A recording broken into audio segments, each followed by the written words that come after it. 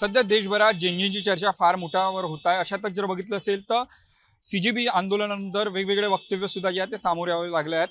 राष्ट्रीय स्वयंसेवक संघाचे सरसंघचालक मोहन भागवत यांनी काल जे आहेत मुंबईत जेनजी आणि जेनजी अल्पांसोबत जे आहेत ते चर्चा केली, संवाद साधला.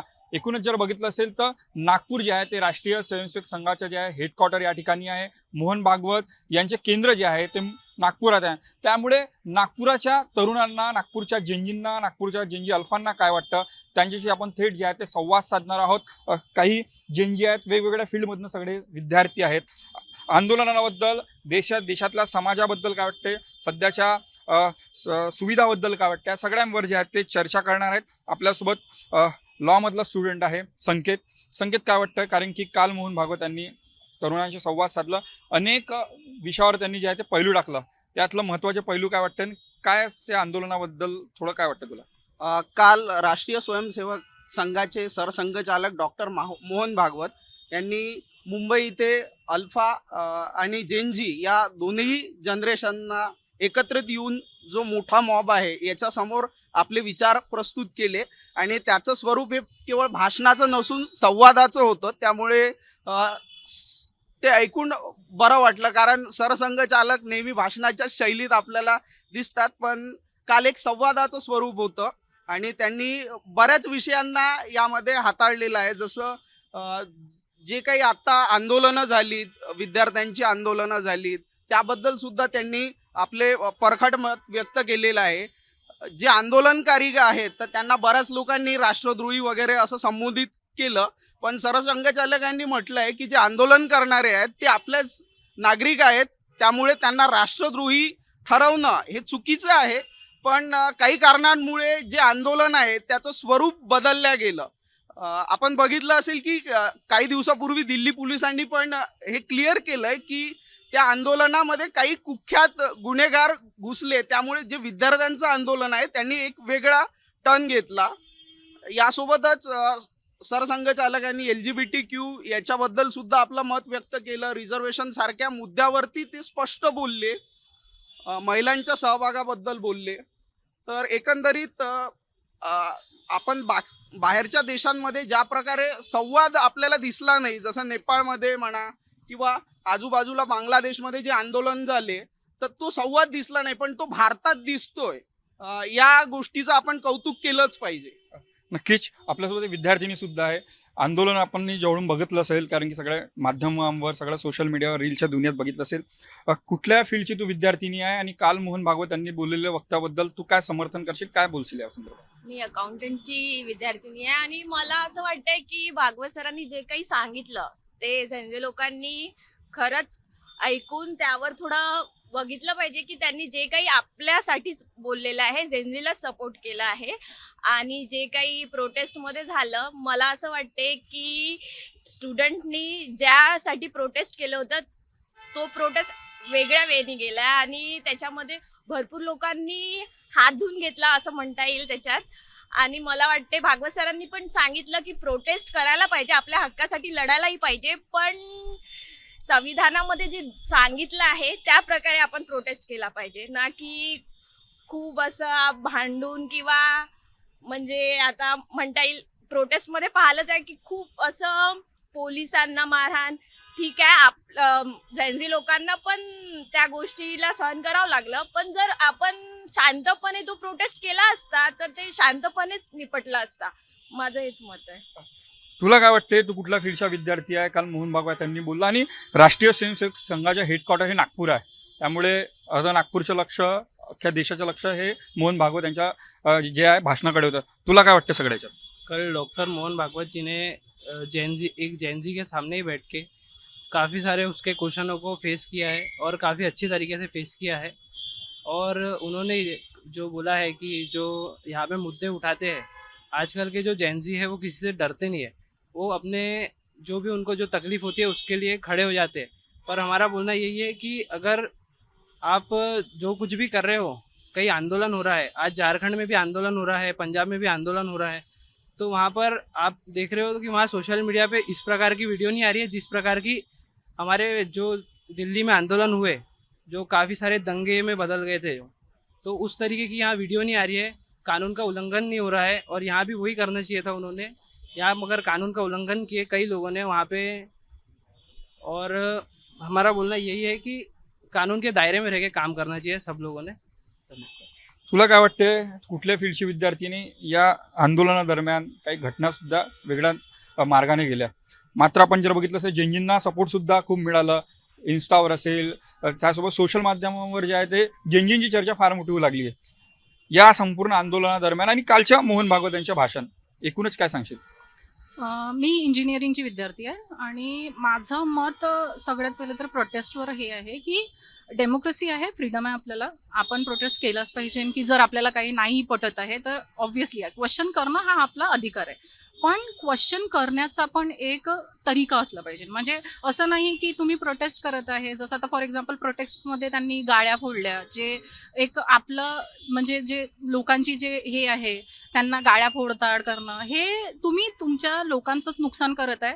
आणि हा आपण सोशल मीडियाचा जमाना आहे जिथे जेनझी हा एक फ्युचर रोल प्ले करणार आहे, तर तो एक खूप मोठा रोल प्ले करतो. तर ऑब्व्हियसली गोष्ट आहे की आपण जे पण करतो तो एक एक्झाम्पल सेट करतो.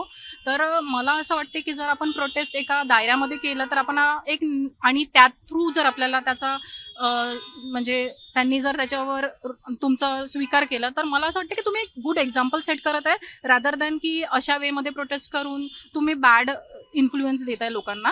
तर हा एक कुठेतरी बॅड नेगेटिव्ह वेमध्ये जाते. तिथे खूप जागी मुलींच्या बद्दलच बेकार शब्द यूज केले आहे, पोस्टर्स बनवले आहे. तर आपण जिथे सरांनी म्हटलं आहे की वुमेन एम्पॉवरमेंट, तर जिथे आपण वुमेन एम्पॉवरमेंटच्या बद्दल बोलत आहे तर आपण वुमेनबद्दल जर चुकीच्या पोस्टर्स बनवतो तर ते कुठेतरी एक नेगेटिव्ह आपण इम्पॅक्ट सोडत आहोत. मला पर्सनली असं वाटतं. आणि मोहन सरांनी जे म्हटलं, मला वाटते की त्यांच्या पूर्ण कन्व्हर्सेशनमध्ये जो एक मुद्दा सगळ्यात जास्त उभरून आला आहे तो असा होता की त्यांचा सगळ्या, जसं फॉर एक्झाम्पल एन्व्हायरमेंटल राहो, एज्युकेशन राहो, वुमन एम्पॉवरमेंट राहो, त्यांनी एकच गोष्ट म्हटली की कोणती पण गोष्ट ही फक्त आणि फक्त गव्हर्नमेंट नाही राहत, ही आपली पण रिस्पॉन्सिबिलिटी आहे. कुठेतरी देश आपला पण आहे, तर आपण पण त्यासाठी त्यांच्यासोबत सहमती दिली पाहिजे. जर फॉर एक्झाम्पल एन्व्हायरमेंट रिलेटेड आहे, जर तुम्ही विचार करत आहे किंवा अपेक्षा करत आहे की गव्हर्नमेंटनी एन्व्हायरमेंटल रिलेटेड काही हे केलं पाहिजे, डेव्हलपमेंट करताना एन्व्हायरमेंटला नुकसान नाही झालं पाहिजे, तर ते आपली पण रिस्पॉन्सिबिलिटी आहे की आपण कोणता कचरा किंवा पॉलिथिन्स यूज करत आहे तर ते आपण एका डस्टबिनमध्येच फेकलं पाहिजे रादर दॅन कुठे पण आपण फेकून देतो.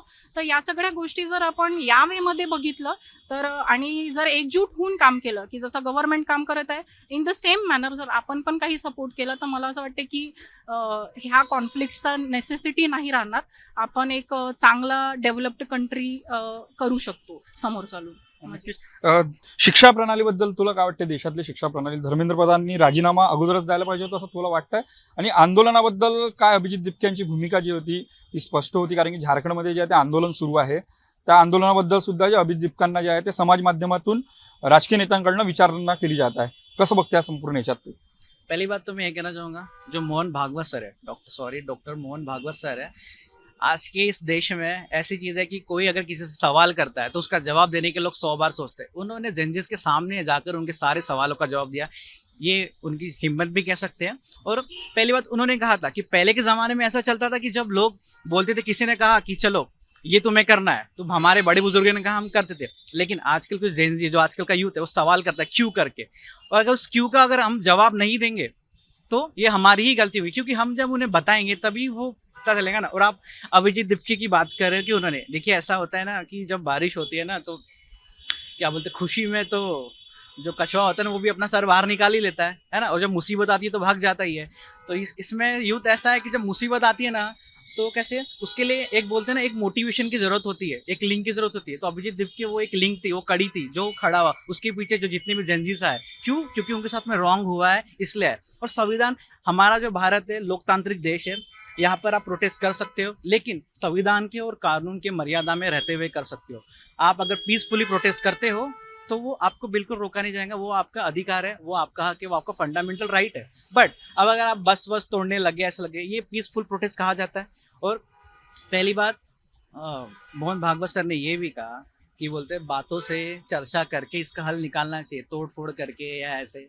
वायलेंस करके इसका हल कभी निकल नहीं सकता है। और अभिजीत दीपके उन लोगों के लिए खड़ा हुआ है जिन लोगों की मदद की ज़रूरत है, क्योंकि पेपर लीक हो रहा बहुत गलत बात है। क्यों?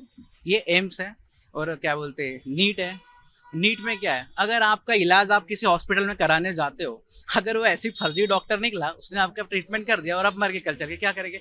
ये डॉक्टर होना इस दुनिया का सब मतलब भगवान ही कह सकते हो डॉक्टर को। और अगर ये गलत इंसान वहाँ पे अगर आता है उसके जगह पर, जो पैसे देकर या ऐसी क्या बोलते रिश्वत देकर या जो भी स्कैम करके पास होके वहाँ तक, आप ही बताएं अगर देश को अच्छे डॉक्टर की ज़रूरत है या नहीं। क्योंकि आजकल का ज़माना ऐसा है कि आप यहाँ पे आपकी एज उतनी रही नहीं है, आपको अच्छे ट्रीटमेंट की ज़रूरत है। आजकल इतनी सारी ढेरों बीमारियाँ निकल गई है, तो आप बताइए इस देश में अच्छे डॉक्टर की ज़रूरत है या नहीं है? अगर ये पैसे देकर ऐसे ही भर के डॉक्टर बन जाएंगे तो हमारी लाइफ का क्या होगा? हम तो भरोसा करके जाते हैं, हम तो भगवान मानते हैं उन्हें कि डॉक्टर साहब हमारी जान बचा लीजिए, आप भगवान है करके।